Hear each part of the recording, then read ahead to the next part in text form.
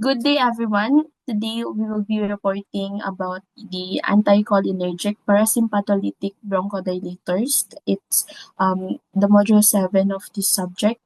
And but first, let me read about the objectives or the objectives that is set for this discussion. First is, okay, we define the terms that have to do with your anticholinergic bronchodilators. We differentiate terms, okay? We differentiate these terms, your parasympathomimic versus parasympathetic, your cholinergic versus your anticholinergic, your muscarinic versus your antimuscarinic. And then we list all the available and anticholinergic agents used in our field in respiratory therapy. And then we discuss the indication for anticholinergic agents. When do we need these agents? Explain the mode of action for anticholinergic agents. And then we identify the route of administration available for anticholinergic agents. And then we proceed in discussing the adverse effects, of course, of the anticholinergic agents. And lastly, we associate it with the clinical usage or applications of these agents. Okay, for the definition of terms, we define anticholinergic bronchodilators. So what is anticholinergic bronchodilators? Okay, sabi dito, it's the agent that blocks the parasympathetic nervous fibers, which allow relaxation of smooth muscles in the airway, causes bronchodilation by blocking muscarinic receptor subtypes. So as we all know, our parasympathetic nervous system initiates the rest and digest, okay, response of our body, in which nagkakaroon po dito ng bronchoconstriction. Okay, our body is in rest and digest mode. Okay, nagko-constrict po yung mga airways natin or mga smooth muscles natin sa airways. So, this anticholinergic agent, ang sabi dito, it's an agent. So, it's either a drug, okay, that will block this effect. Iba-block niya po yung pagko-constrict ng mga muscles sa mga airways natin that causes, therefore, yung bronchodilations po ng mga airways natin. Okay, opposite of the anticholinergic, meron din tayong cholinergic bronchodilators. Ito naman po ang agent that produces the effect of acetylcholine. And as we all know, your acetylcholine, okay, discussed from our neuro, galing po sa neuro natin, ang sabi po doon that your acetylcholine is the neurotransmitter and hormone po siya na nagko-control po ng muscle construction. So, ibig sabihin, itong cholinergic din causes your muscle contraction, causes broncho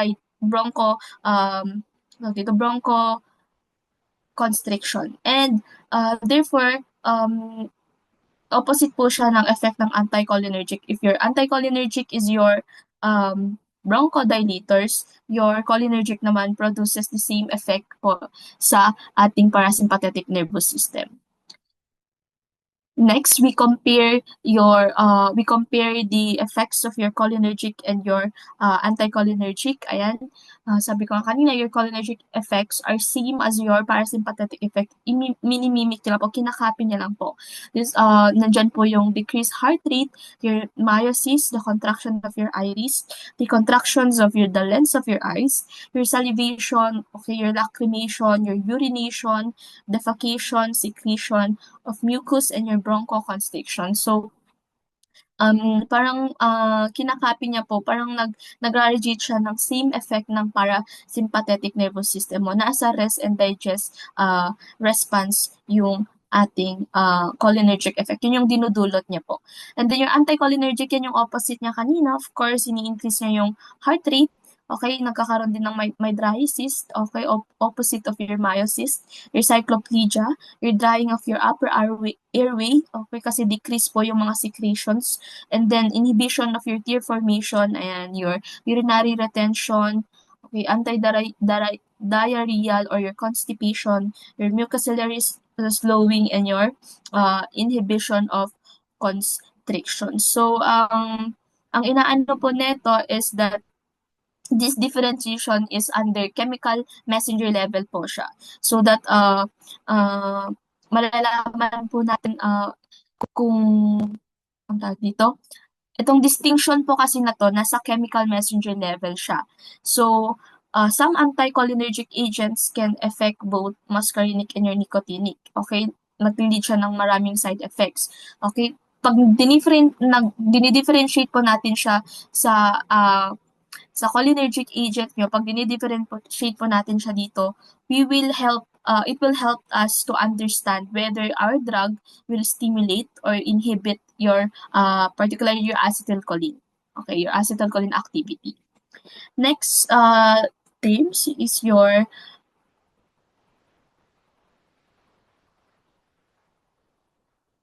parasympatholitic and your parasympathomimetic. Okay, from your sabi dito, it's your parasympatholitic, it's the blocking of your parasympathetic nervous system. So parang same function lang siya sa sa anticholinergic, but dito kasi sa terms na to, okay, it talks about the whole body system, the whole parasympathetic nervous system. Yung kanina, it just talks about the activity of your acetylcholine. Pero etong mga terms na to, it talks about the effects of in your whole systemic or your whole parasympathetic nervous system. Your parasympathomimetic naman po, it produces the same effect or similar effect to parasympathetic nervous system. Therefore, your parasympatholytic is bronchodilate for bronchodilation. Your parasympathomimetic is same for your bronchoconstriction. Para madali lang po natin maintindihan, okay, nilagay po namin dyan yung palatandaan that when you see lytic, you think about blocks or blocking. Kapag mimic naman po, you think about copy. Now to compare, okay, we have the table here. Okay, to compare these terms. Okay, ano naman po ang kahalagahan ng di-differentiate natin sa kanila?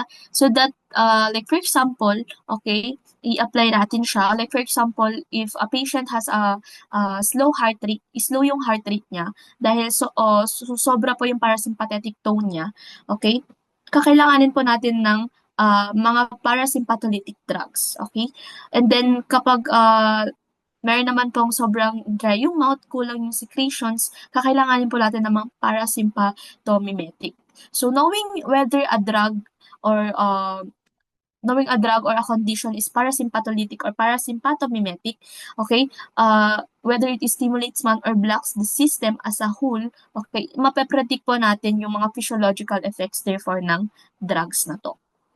Next terms is your muscarinic and your anti-muscarinic.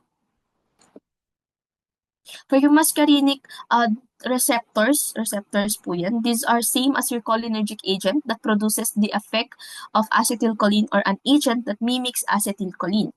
So, muscarinic and your anti-muscarinic particularly refers sa mga receptors po. Okay, your mga receptors po natin. Your anti-muscarinic naman blocks your muscarinic receptors, inhibiting parasympathetic effects. So kung ang muscarinic, okay, pine-perform niya yung same effect, okay, ng acetylcholine or ng minimimic niya yung effect ng acetylcholine which for muscle construction. Itong anti-muscarinic naman, binablock niya itong mga muscarinic receptors natin, therefore preventing constriction. Okay? Ibig sabihin, same lang siya as the effect na binibigay ng anticholinergic or your parasympatholytic, no, that causes bronchodilation. So itong parts na to in the receptor level, okay, ito yung pinaka most specific level which we focusing on the receptor type. Okay, that allows the drugs to target yung mga parasympathetic effects in certain tissues, okay, without affecting mga other receptors like your receptors in your skeletal muscle and all. Okay? And then dito din na mai-specify natin yung mga mare-reduce na side effects kasi masasabi kapag alam natin ang differentiation ng dalawang receptors na to, okay, we will reduce, okay, the side effects at maalam natin yung targeted na therapy. Okay? Next slide, please. Okay, this is an important reminder that your anticholinergic bronchodilators are specifically, sabi nga kanina, di ba, nagpe-perform sila ng para-parehong effect yung mga yan. Yung parasympathetic, that is anti-muscarinic agent sila, blocking the effect of acetylcholine at the cholinergic receptors on bronchial smooth muscle. So yun ang po palatandaan natin now that we are familiarized with this definition of terms, these key terms that we'll be dealing on later sa mga succeeding report. Okay? Now that we understand these key and concepts, let's now dive into the importance naman po ng mga anticholinergic bronchodilators natin. Okay, specifically sa ating field, which is the respiratory therapy. And then we try to understand their role, their indications, and mechanism of actions that make them essential in our field.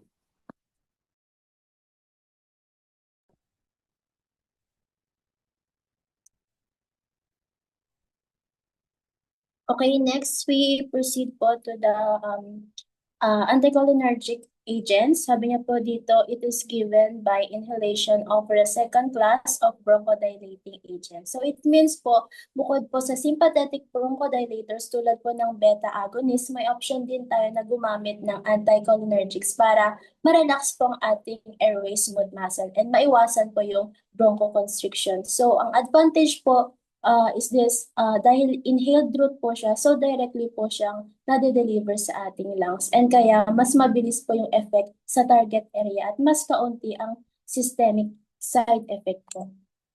So today, matatakal po natin itong anticholinergic agents used in our field, which is in respiratory therapy po. So these are the common anticholinergic agents used in respiratory therapy. So let's discuss them one by one in terms of their classification, onset, peak duration, and clinical duration. So first, we have the ipratropium bromide or Atrovent. So ipratropium bromide po, isa po siyang short-acting anticholinergic or SAMA na ginagamit bilang bronchodilator. Ito rin po ay quaternary ammonium derivative ng atropine. So ibig sabihin po ng quaternary ammonium derivative, ito po ay fully ionized. Kaya hindi siya madaling pumapasok sa ating central nervous system. So kaya karamihan po ang epekto nito ay nakafocus lang po sa lungs.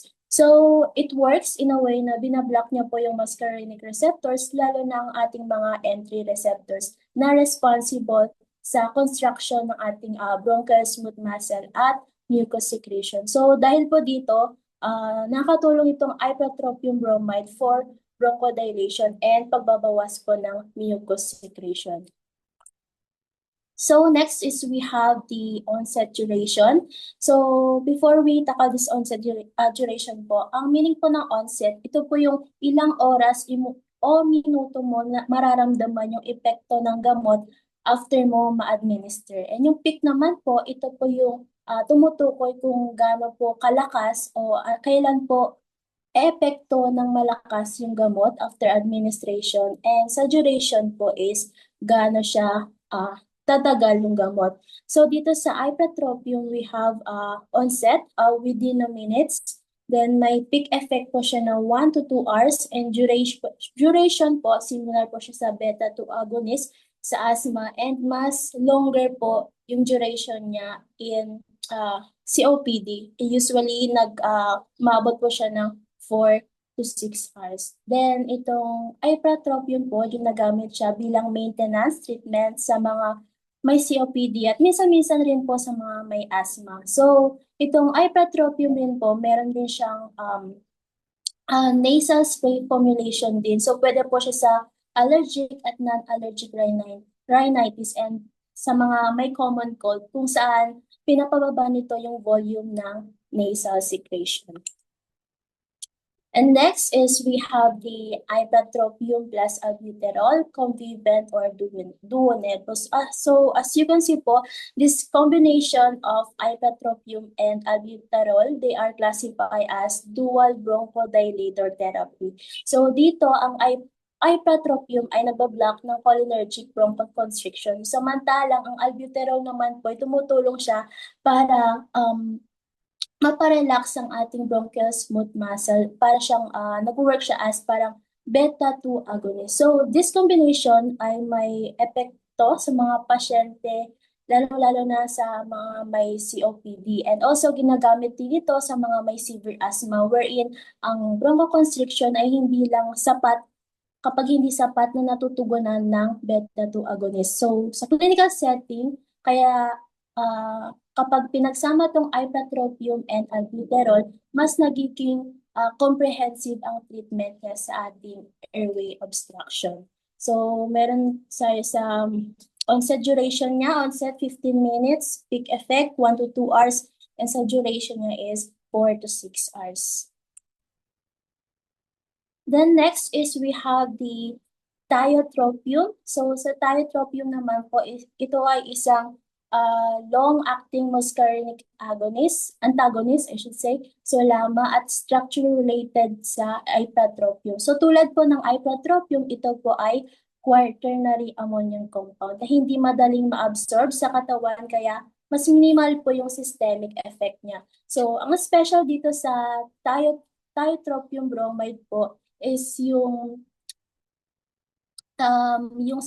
receptor selectivity. Kahit binablock po ito sa lahat ng muscarinic receptors, yung M1, yung M2, and M3 receptors, mas matagal ang pagkakadikit sa M1 at M3 receptors. Kaya sa M2, kaysa sa M2. Ang M3 receptor ang nagkocontrol sa bronchial contraction, kaya ang blockade nito ay pwede po siya magresulta ng prolonged bronchodilation. On the other hand naman po, ang mabilis na paghiwalay sa M2 ay nakakaiwas sa sobra-sobrang pag-release ng acetylcholine. So, ang tiotropium ay may onset duration po ng 30 minutes to 24 hours. Di lang po nalagay 24 hours. So, may peak effect po siya ng 1 to 3 hours and duration niya po is 24 hours. So, sa clinical studies po, itong tiotropium bromide, tumutulong po ito to have an improved forced expiratory volume in 1 second or yung FEV1 natin and reduce exacerbations, decrease hospitalization, and have a better quality of life. Next, we have the glycopyrrolate. So, sa glycopyrrolate po natin, isa rin po siyang quaternary ammonium anticholinergic. So, karaniwang ginagamit ito parenterally sa anesthesia at reversal ng neuromuscular blockade. Pero sa ibang studies po, ginagamit po ito as nebulization for bronchodilation.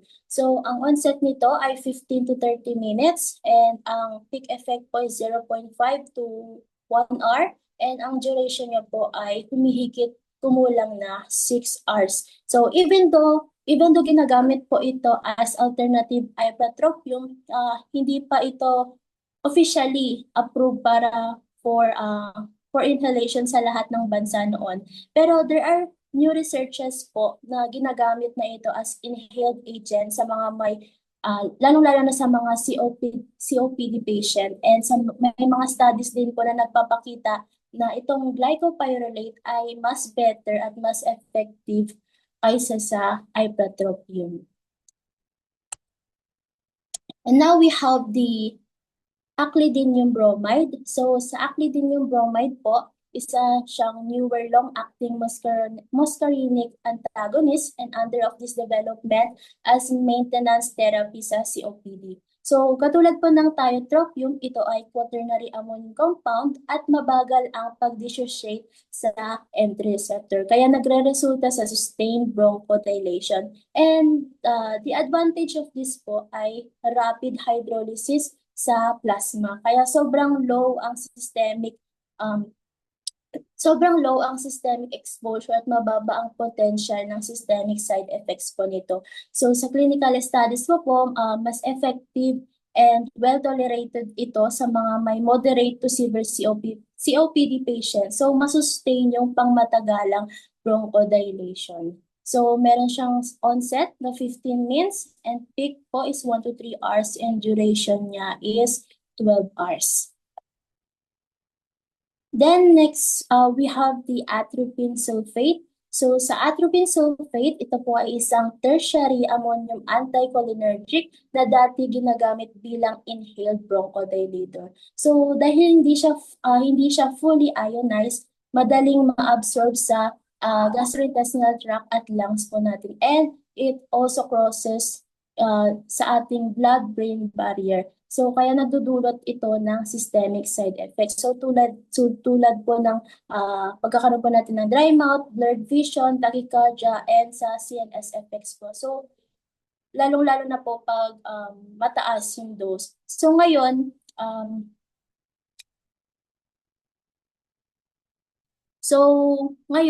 hindi na po ginagamit itong atropine sulfate bilang inhaled bronchodilator dahil sa availability ng safer alternatives naman tulad po ng ipratropium at tiotropium.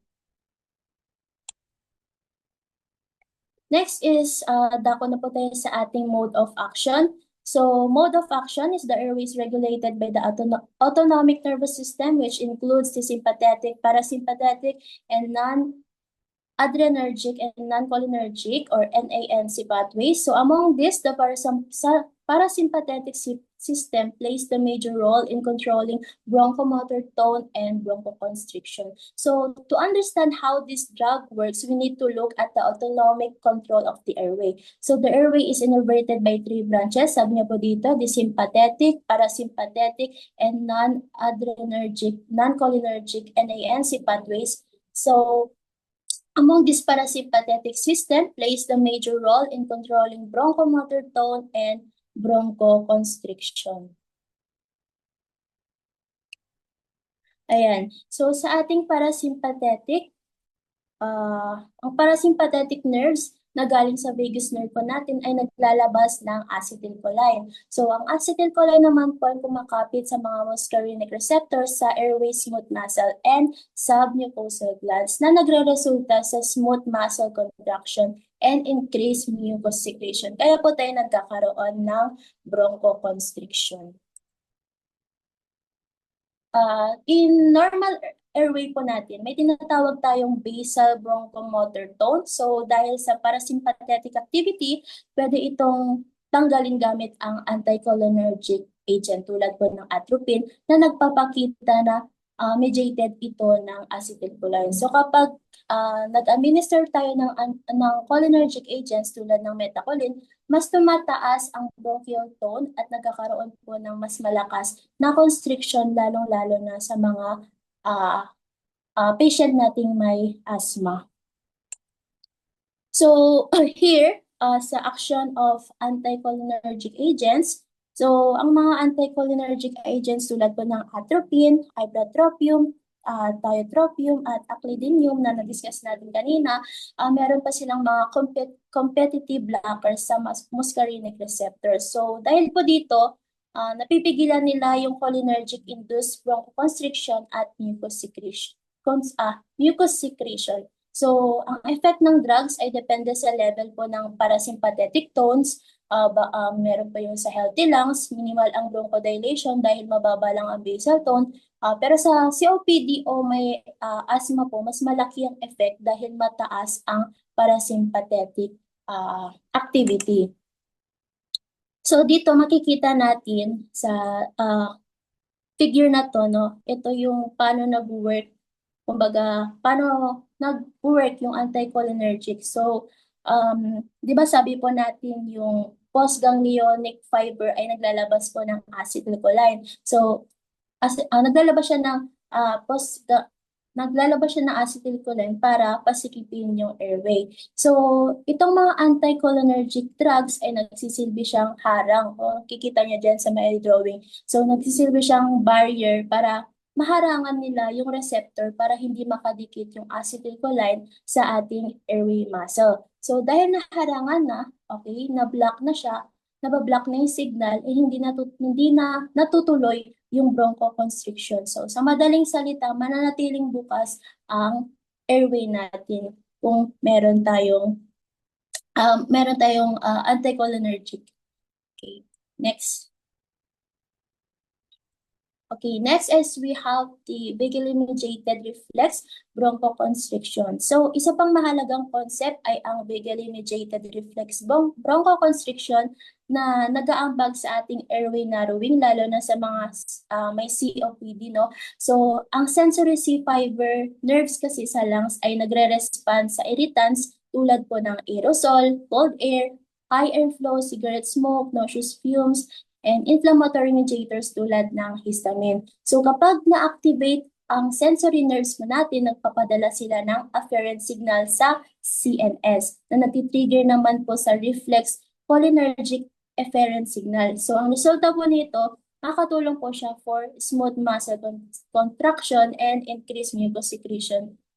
Nagre-result po siya sa smooth muscle contraction and nag-increase po yung mucus secretion po natin. And kaya po tayo na-activate rin po yung cough reflex natin. So, ang mga anticholinergic agents tulad po ng atropine na nagbablock ng mga acetylcholine sa neuroeffector junction, naiiwasan ang reflex bronchoconstriction. So, it shows na ang atropine ay nakaka-inhibit ng exercise-induced asthma, psychogenic bronchospasm, at cholinergic-induced bronchoconstriction. So, pwede rin natin gamitin yung topical anesthetics tulad po ng 4% lidocaine sa large airways para po mablock ang sensory receptors at mabawasan ang reflex bronchoconstriction. And then, ayan, meron pa tayong ulit na figure. So, ito, pinapakita nyo po kung paano po nag-work ang ating vagal-mediated reflex bronchoconstriction. So, kapag nakalanghap po tayo ng mga irritants, parang katulad po ng usok or malamig na hangin, alikabok, nadedetect ito ngayon ng mga C-fibers or mga ating mga sensory nerves sa ating mga baga.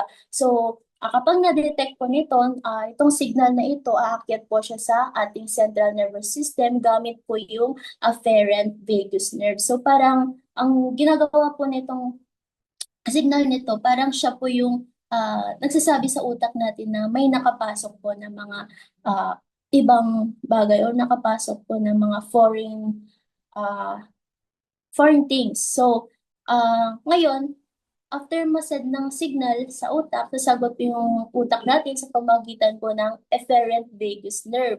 So, maglalabas ito ng acetylcholine. So, ang acetylcholine naman po, kakapit lang siya sa dalawa, either sa submucosal glands or sa smooth muscle po natin. So, kapag kumapit po siya sa submucosal glands, maglalabas po ito ng maraming tema. O yun na po yung sabi natin na mag-increase po siya ng mucus secretion. And doon naman po sa smooth muscle, magre-relax na, smooth muscle, magko-constrict or hihigpit po sila. Kaya ito po yung dahilan kung bakit nahihirapan huminga ang ating pasyente.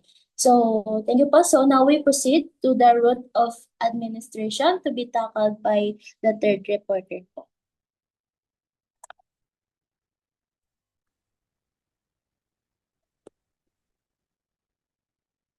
So, good afternoon everyone. So, we will discuss the route of administration ng anticholinergic agents. Next slide.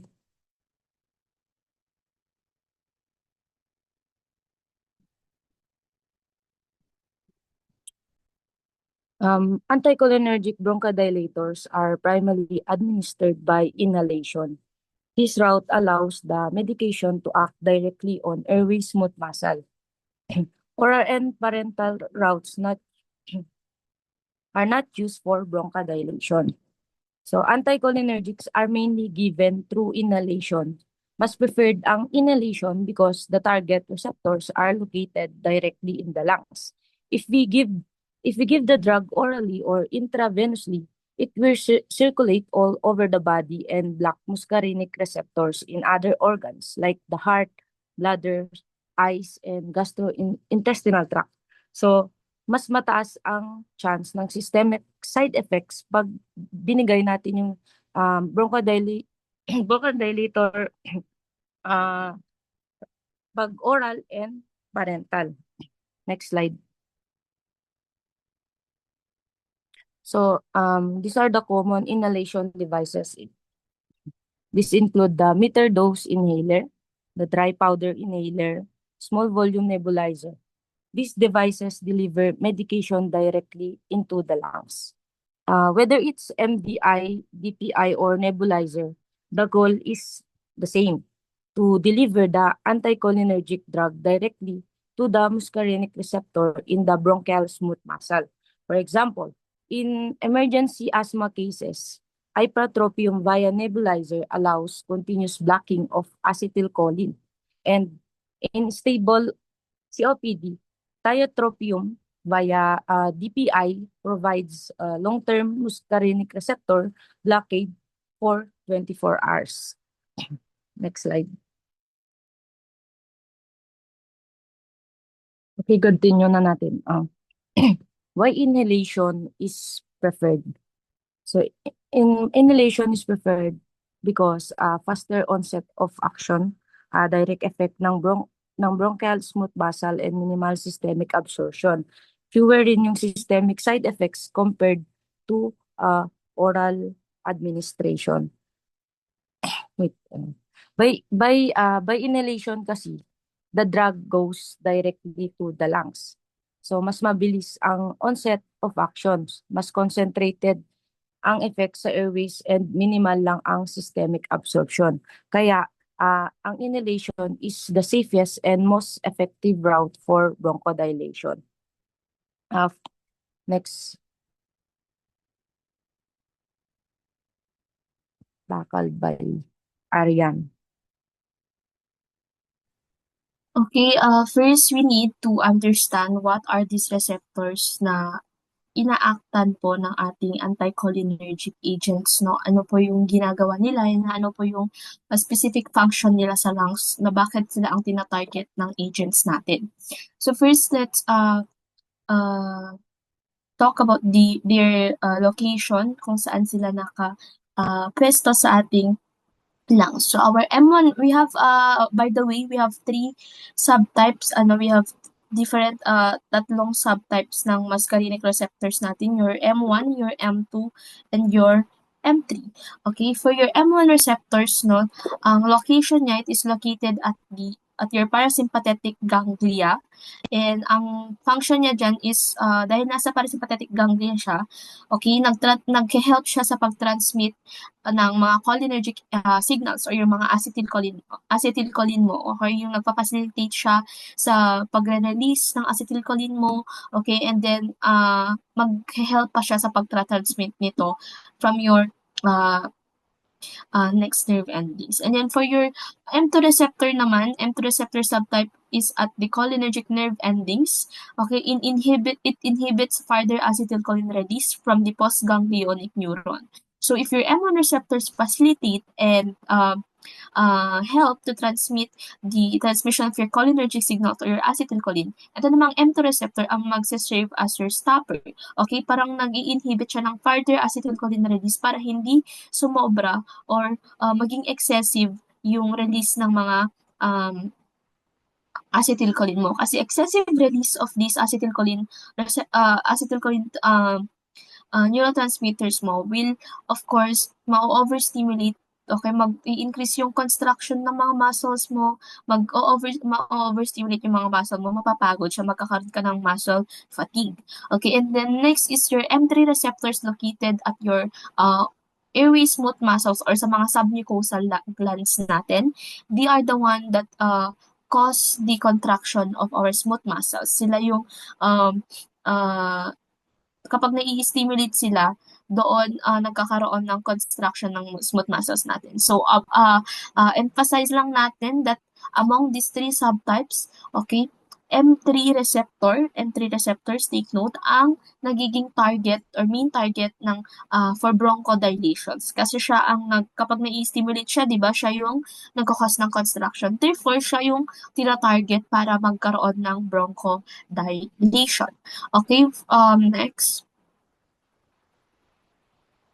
Okay, dito naman is the muscarinic receptor subtypes and their G proteins and their effector systems naman. Okay, now that we know where the receptors are, saan sila located, ngayon naman, paano sila nag-work inside the cells, di ba?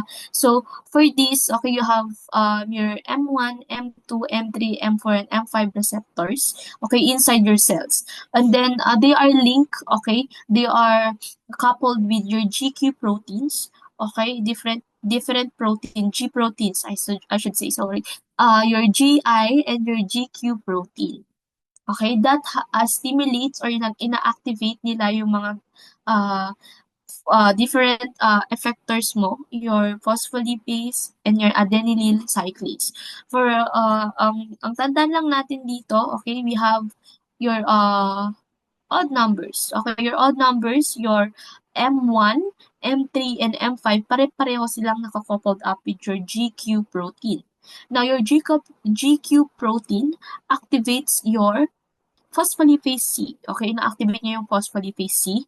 Kapag na-activate ang phospholipase C mo, take note, it will increase your IP3 and your DAG.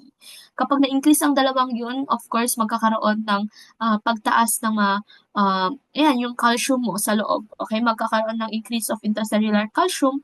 Therefore, increase din ang contraction. Okay, your M1, M3, and your M5. For your even numbers, your M2 and M4, okay, they activate naman your GI protein. Okay, your GI protein, sabi dyan, adenylyl cyclase decreases. Ibig sabihin, ini-inhibit nila itong adenylyl cyclase mo. Which is, kapag na-inhibit or na-decrease ang adenylyl cyclase mo, okay, magkakaroon din ng decrease sa CEMP mo. Okay?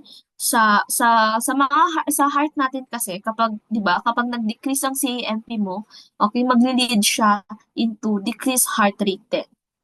Okay? So decrease in heart rate when contraction. That's nagkakaroon ng bronchoconstriction. Itong mga receptors natin that are linked with their G proteins. Okay, next. Okay, now naman, let's talk naman on what they actually do. Ito yung parang figure lang ng mas detailed, okay, para alam nyo kung saan sila talaga nakapwesto and how would they work. Okay, ayan, makikita natin dito your M1, okay, nasa your preganglionic, okay, sympathetic nerve siya, ayan siya. And nag-a-assist siya, nakikita dito, nag-a-assist siya ng release ng yung acetylcholine, okay? And itong acetylcholine mo na to, magta-travel siya ngayon dito sa synapse, sa may ganglionic synapse. Okay? And then, it will be assisted by your M1 receptors na ngayon. Okay? And then, once it reaches your M1 receptor, okay, makakarating siya sa postganglionic parasympathetic nerves, okay, magre-release yan ngayon ng acetylcholine. Okay, di ba? Di ba your preganglionic releases your acetylcholine, okay? I-receive yan ngayon ng M1 receptor mo that will facilitate, okay, ipapacilitate niya yung acetylcholine na to in your postganglionic that will cause your postganglionic naman to release acetylcholine ulit. Okay? And ang acetylcholine natin, pupunta siya therefore na magta-travel siya ngayon sa dalawang receptors, your M2 receptor and your M3 receptor. Pero tandaan natin, kasi sinabi natin kanina that your M2 receptors, okay, stops the further release of your acetylcholine para hindi magkaroon ng excessive. Therefore, parang automatic brake siya, okay, ng system natin, automatic brake siya. Okay? If kapag sobra-sobra yung acetylcholine na nire-release ng postganglionic mo, mag-act ngayon itong M2 receptors mo to stop it. Now, your M3 receptors, located siya sa ating mga smooth muscles, ayan, sa mga submucosal gland. Okay, ito yung pinaka most important receptor, clinically. Okay, because when ACH, ayan, di ba pupunta siya sa dalawang receptor, your M2 and your M3. Okay, kapag nag-bind siya sa M3 receptor mo, your acetylcholine binded with your M3 receptor, magkukos siya ng dalawang major actions. First is your bronchoconstriction and your mucus secretion. Okay, bronchoconstriction, di ba? Mag-bind siya sa M3 receptor mo, okay, it will make your smooth muscles contracts, okay? And mucus secretions naman, if nag-bind, papunta yung acetylcholine sa M3 receptors in your submucosal gland. Okay? Because they release mucus, therefore, it will facilitate mucus secretions then. Okay, next. Okay, now let's talk about the mechanisms of your anticholinergic bronchodilators. Kung ano yung parang um, tinatackle, ano yung epekto ng anticholinergic bronchodilators, paano yung mechanism niya ngayon dito sa ating mga receptors, okay?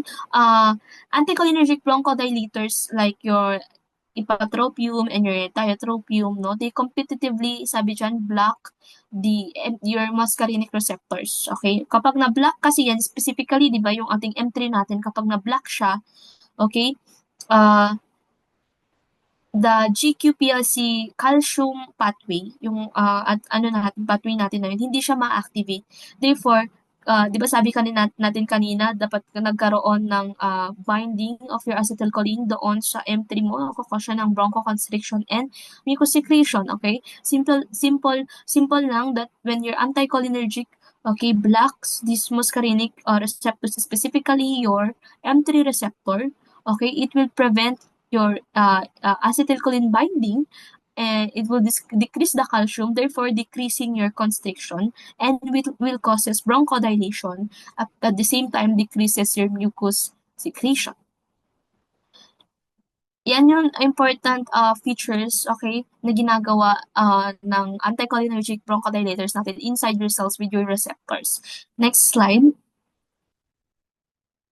And we have take note on the M2 receptor paradox in which kapag na-inhibit ang kapag na-block, okay, ang M2 receptor natin, 'di ba? Kasi our M2 receptors inhibits, 'di ba, yung acetylcholine releases.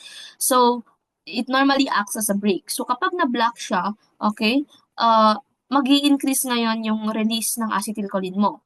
Okay? Therefore, marereduce yung effect ng bronchodilator mo. So, that's why very, very specific na M3 receptor ang ibablock ng mga anticholinergic agent mo and not your other receptors. Okay?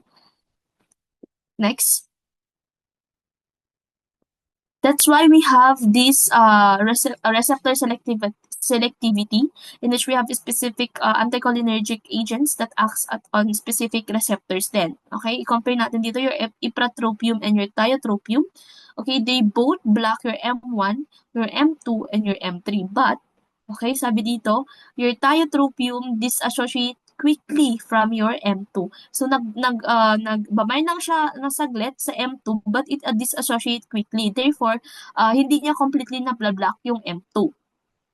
Okay? So, it doesn't block hindi niya na-block yung brake natin for a very long time. Kaya but it remains bound sa ating mga M1 and M3.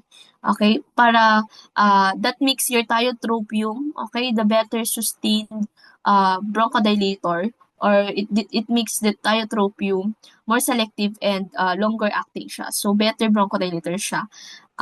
Kasi hindi niya masyadong nabablock yung M2 receptors mo. Okay, next. You also have your muscarinic receptors in your nose. Okay, sabi nga kanina, it's more dominant ang M3 receptors natin kasi kaya yun ang mainly tina-target ng anticholinergic agents natin. It has 55% of your M3 and the rest is mostly M1 receptors. And your ipratropium nasal sprays block your secretions in which ito yung ipratropium nasal spray natin. Okay, siya yung nagbablock ng mga receptors na to. Parang ano siya, option din siya, parang ganun. Next. Ayan, now to be discussed is our adverse effect. Ayan, pag-usapan naman natin yung adverse effects. Next slide.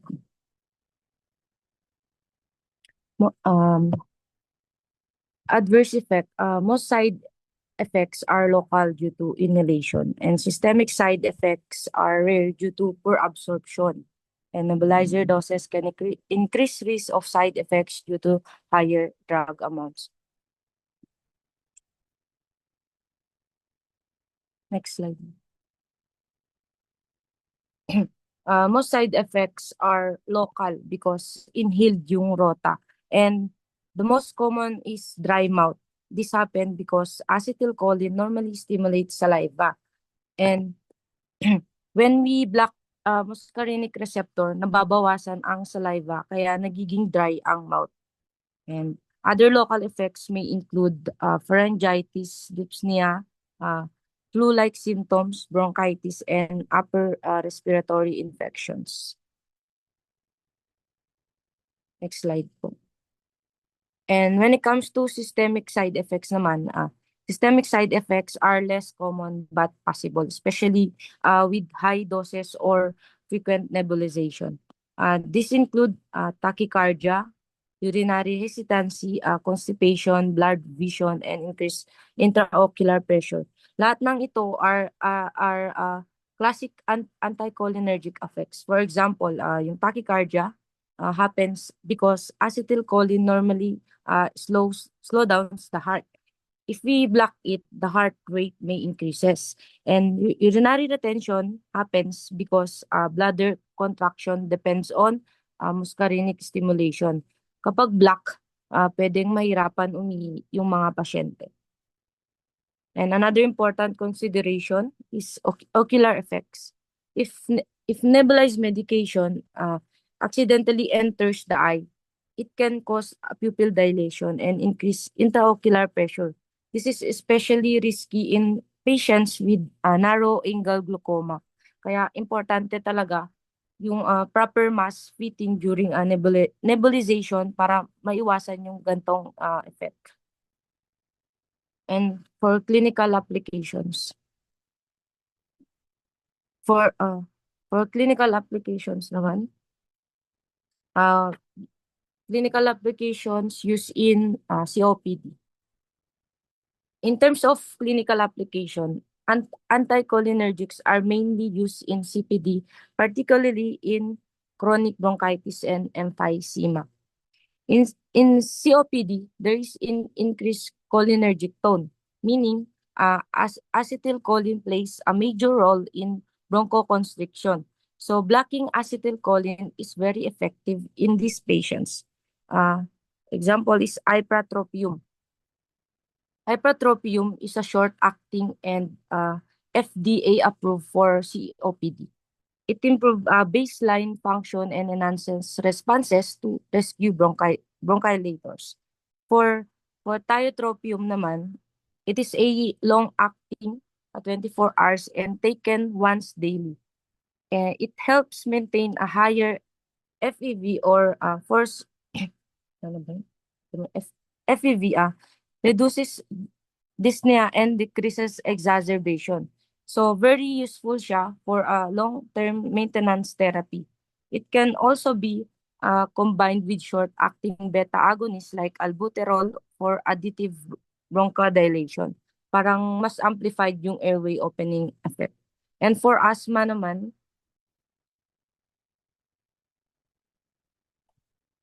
next po, asthma. And for asthma, anticholinergics are not the first line therapy. They are mainly used as adjunct therapy with inhaled beta agonists. For example, in severe acute asthma that does not respond well in albuterol alone, adding ipratropium can improve bronchodilation. They are useful in nocturnal asthma, severe acute exacerbations, and patients who cannot tolerate theophylline, patients with cardiovascular conditions where high dose beta agonists might not be ideal. So basically, hindi siya primary drug in asthma but very useful in specific situations.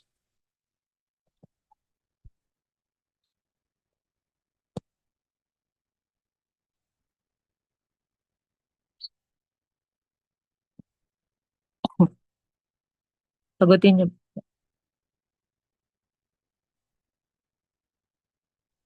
So may tanong lang ako. So, what was the first FDA-approved anticholinergic bronchodilator for aerosol inhalation?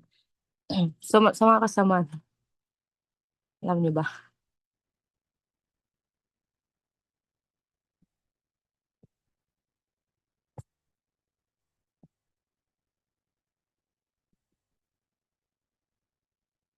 Ay, ka-off pala.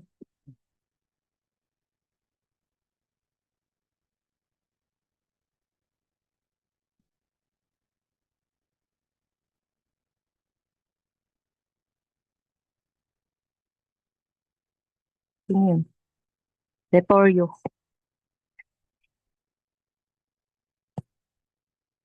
Hindi po. Okay. Next slide.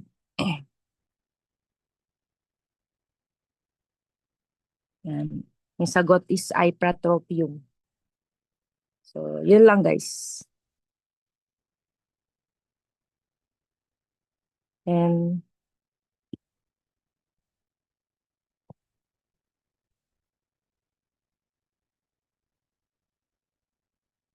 and yun that's the end po na yung lecture natin for module 7.